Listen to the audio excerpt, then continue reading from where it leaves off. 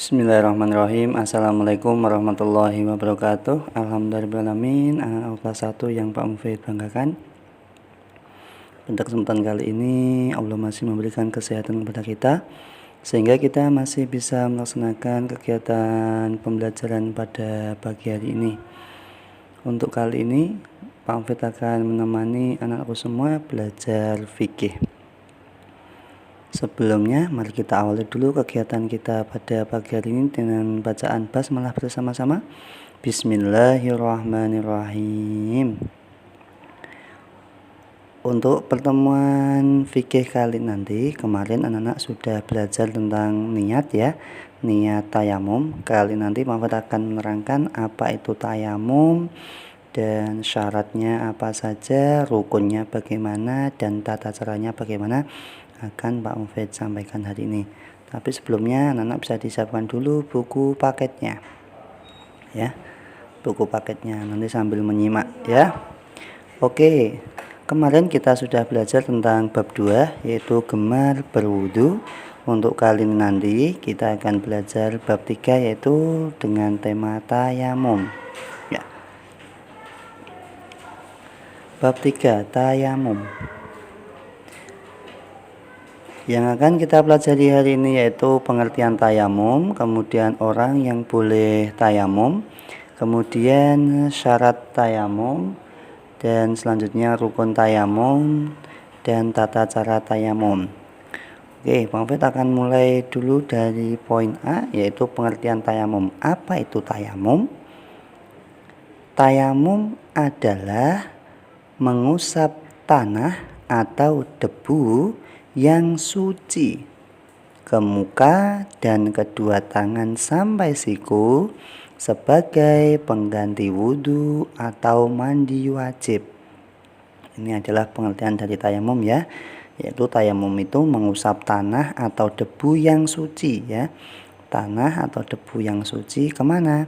Ke muka dan kedua tangan sampai siku sebagai pengganti wudhu atau mandi wajib. Ini pengertian tayamum. Nah, untuk poin B yaitu siapa saja yang diperbolehkan melakukan tayamum. Orang-orang yang boleh melakukan tayamum siapa saja? Tayamum merupakan pengganti wudhu sebagai keringanan bagi orang yang tidak dapat menggunakan air, disebabkan karena beberapa hal. Nah, ini karena apa saja orang-orang yang boleh tayamum itu? Yaitu yang pertama yaitu orang yang sakit ya, orang yang sakit ini boleh melakukan tayamum. Sakit yang bagaimana? Sakit jika ia memakai air maka sakitnya semakin parah ya. Jadi ada ketentuan sakit yang bagaimana? Sakit jika sakitnya itu terkena air maka sakitnya semakin parah gitu ya anak ya. Jadi kalau memang sakitnya saat terkena air tidak menambah parah maka tetap harus melakukan wudhu, tidak boleh tayamum. Nah, ini sakitnya yang jika terkena air maka sakitnya itu tambah parah. Biasanya kalau sakit kulit gitu ya anak-anak ya, sakit kulit terkena air, sakit kulit yang parah gitu kena air dan semakin parah. Nah, ini bisa bersuci dengan cara tayamum. Kemudian yang kedua selain sakit apa? Orang yang dalam perjalanan ya. Yang perjalanan yang bagaimana? Yaitu bagi orang yang bepergian jauh dan tidak menemukan air untuk berwudu. Nah, ini juga ada syaratnya ya. Jadi bepergian jauh dan tidak menemukan air untuk berwudu. Ya, jadi kalau perjalanan jauh tapi masih menemukan air berarti ya belum boleh tayamum. Nah, ini yang boleh itu perjalanan jauh tapi tidak menemukan air untuk berwudu, maka boleh bersuci dengan tayamum, dengan cara tayamum. Kemudian yang ketiga, tidak ada air. Nah, ini tidak ada air maksudnya bagaimana?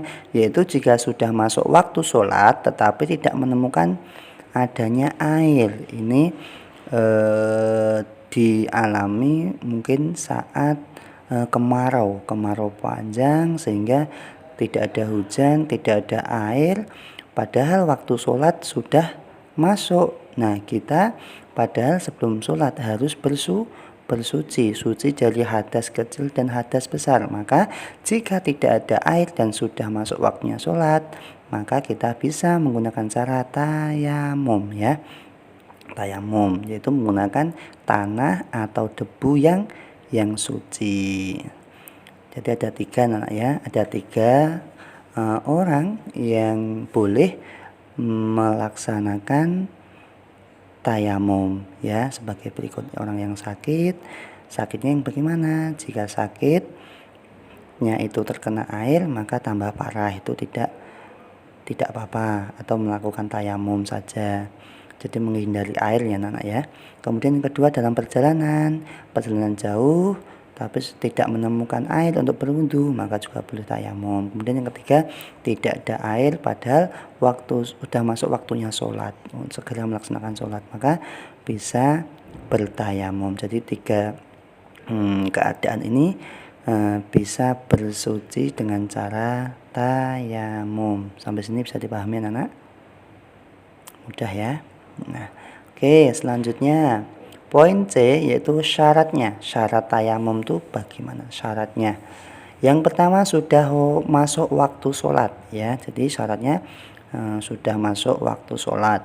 Kemudian tidak mendapatkan air atau tidak ada air sehingga kita menggunakan tanah atau debu untuk bertayamum. Jadi ini syarat-syaratnya. Kemudian yang ketiga, dengan tanah atau debu yang suci ya. Harus suci debu dan tanahnya, jangan yang terkena najis. Jadi dihindari tanah atau debu yang dekat najis, contohnya tanah dekat kotoran ayam atau apa, itu dihindari. Jadi agak jauh, cari tanah atau debu yang suci. Kemudian yang keempat, adanya halangan seperti sakit atau dalam perjalanan. Tadi yang sudah mau sampaikan ya, jika sakitnya itu terkena air tambah parah, maka boleh bertayamum. Atau saat perjalanan tidak menemukan air untuk berwudu, maka juga boleh tayamum. Ini syaratnya ya, ada 4. Bisa diingat-ingat ya anak ya. Sudah waktu masuk sholat, tidak mendapatkan air, terus dengan tanah atau debu yang suci, atau adanya halangan itu ya sakit atau dalam perjalanan. Kemudian poin D, rukun tayamum, rukun yang harus dikerjakan atau yang harus dilakukan saat melakukan tayamum, yaitu apa saja? Tentunya yang pertama, niat. Nah, kemarin anak-anak sudah belajar tentang niat tayamum, masih ingat enggak anak-anak? Masih ya? Nah, niatnya bagaimana Pak Ovid? Yaitu niatnya seperti ini. Nawaitu tayammuma listibahatis sholati fardhu lillahi ta'ala. Ini adalah niat tayamum. Alhamdulillah kemarin anak yang sudah mengirimkan bacaan niat sudah Pak Ovid nilai juga. Nah, untuk rukun yang kedua yaitu mengusap muka dengan debu yang suci. Setelah niat yaitu mengusap muka dengan debu yang suci. Kemudian yang ketiga, mengusap kedua tangan sampai siku dengan debu yang suci juga. Kemudian yang keempat, tertib atau berurutan. Jadi setelah niat jangan langsung ke tangan, tapi ke muka dulu ya. Muka dengan debu yang suci, setelah muka baru tangan. Nah, ini tidak kaki tidak, kemudian telinga juga tidak. Jadi tayamum ini lebih sederhana dan lebih gampang insya Allah ya anak ya. Hanya rukunnya hanya 4 saja. Tapi untuk melakukan tayamum syaratnya tadi ya, kalau tidak ada air, sudah masuk waktunya sholat, kemudian ada halangan, sakit tadi atau perjalanan, dan tidak ada air tadi, jadi baru boleh tayamum. Tapi selagi itu masih ada air, tidak sakit, nah itu bersucinya dengan berwudu. Sampai sini bisa dipahami anak-anak? Ya, ada 4 ya rukunnya ya. Nah, sekarang Pak Fit sampaikan tata cara tayamum, caranya tayamum ya. Nah, rukunnya tadi tinggal kita praktekkan, kita lakukan, yaitu yang pertama niat ya. Niatnya bagaimana tadi? Nawaitut tayammuma istibahatis sholati fardhu lillahi ta'ala. Ini adalah niat bertayamum. Nah, setelah niat itu disunahkan. Ini sunnah ya. Sunnahnya itu membaca basmalah dulu, bismillahirrahmanirrahim, sebelum mengambil tanah atau debu yang suci. Kemudian yang ketiga, menempelkan kedua tangan ke tanah atau tempat yang berdebu. Ini seperti ini ya, ini tanah. Kemudian yang kedua ini adalah tempat yang berdebu contohnya ya. Ditempelkan seperti pada gambar. Nah, setelah menempelkan kedua tangan ke tanah atau tempat yang berdebu, yang keempat yaitu menipiskan tanah atau debu dengan meniup kedua telapak tangan. Ini ditipiskan ya, gambar 1 ditipiskan dengan diketuk-ketuk biar rontok dan tipis. Yang kedua ini bisa dengan ditiup. Nah, tiupnya juga jangan terlalu keras, nanti debunya hilang semua. Nah, jadi niupnya juga sedang saja. Sedang artinya ditipiskan, jadi biar tidak terlalu tebal. Nah, yang kelima, tata cara kelima yaitu mengusap debu ke muka. Ini contohnya. Nah, ini diusapkan ke muka ya, ke muka.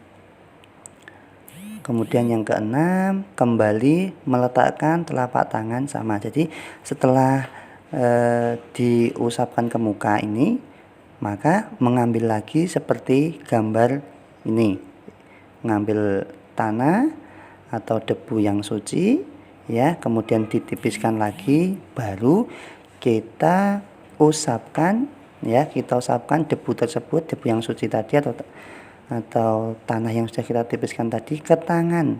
Dahulukan yang kanan dulu ya, ke tangan kanan terlebih dahulu dan kemudian kiri sampai ke siku. Nah, sudah. Jadi untuk mengusap tangan kanan menggunakan telapak kiri, dan sebaliknya untuk mengusap tangan kiri menggunakan telapak tangan kanan. Seperti itu dibalik ya. Tata caranya bagaimana? Seperti ini. Nah, ini ya. Ini cara mengusap bagian tangan sampai ke siku, dan ini harus tertib ya, berurutan. Niat, kemudian baca basmalah, kemudian menempelkan kedua tangan ke tanah atau debu, kemudian ditipiskan dengan ditiup atau ditipiskan ya, pokoknya ditipiskan kayak ini, ditepuk-tepuk kayak gini biar tipis. Kemudian setelah tipis diusapkan ke wajah, ke muka.